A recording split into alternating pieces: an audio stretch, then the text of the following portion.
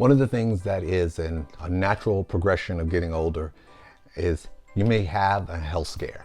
A health scare maybe with someone else or maybe with you. But there are traditionally three phases of a health scare. And let's talk about what those phases are. First of all, let's talk about how it happens. A health scare is, as I would define it, a situation where you realize that your body is doing something, or if somebody else's body has something that's doing something to them that they didn't expect.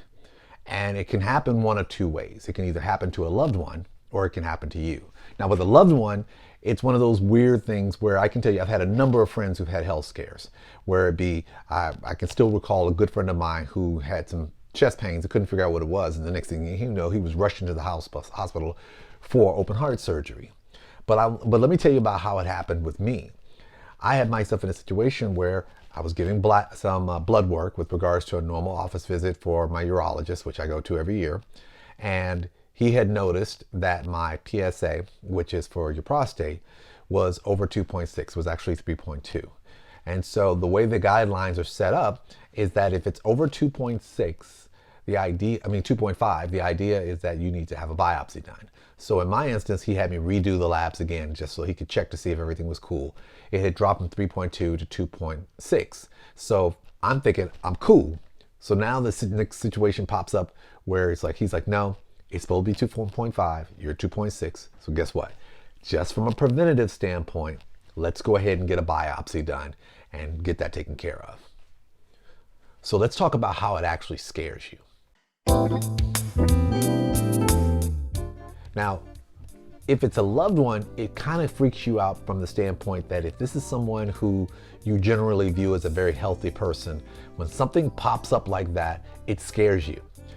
It probably scares them even more, but it probably scares you for a variety of reasons. One, because it lets you know that we are all getting, persons of a certain age, we're all getting to a point where our bodies start doing things that we have no control over. We have some control over in terms of our health, diet, and things of that nature, but there's certain things we can't really factor for. And so what happens is that when you see a loved one that goes through that, that shocks you and shakes you, because now you're realizing that there's something that may be happening with them that may result in them being substantially different than before. You still love them regardless, or may even take them away. Well, I can tell you in my case, it scared me because, I have a family history of prostate cancer. And so, and what I mean by that, my dad's brother has it. Fortunately, he's in his 80s, kicking ass and taking names, so that kind of made me feel a little bit better. But it's terrifying because for me, I had to schedule a biopsy. I had never been through that before.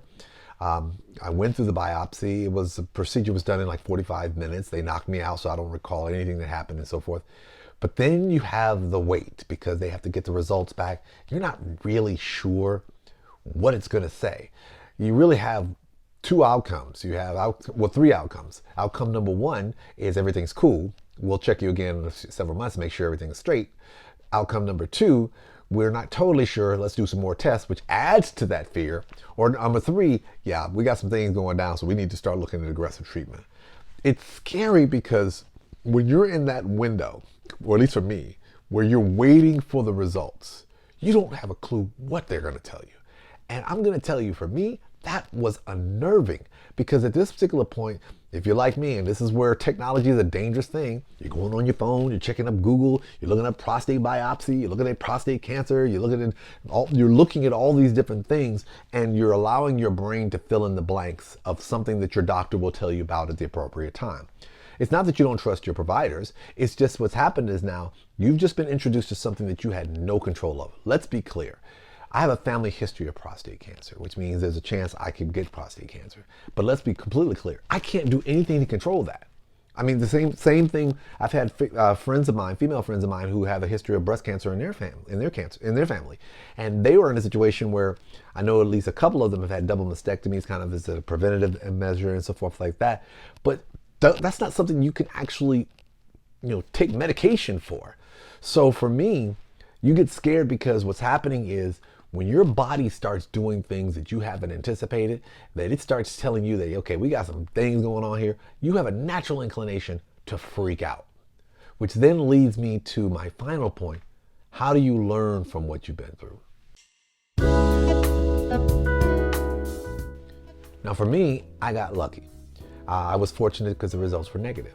So I instinctively asked, is there anything that I can do to reduce my likelihood?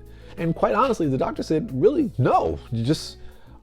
What you do is you constantly test. That means I get blood work twice a year.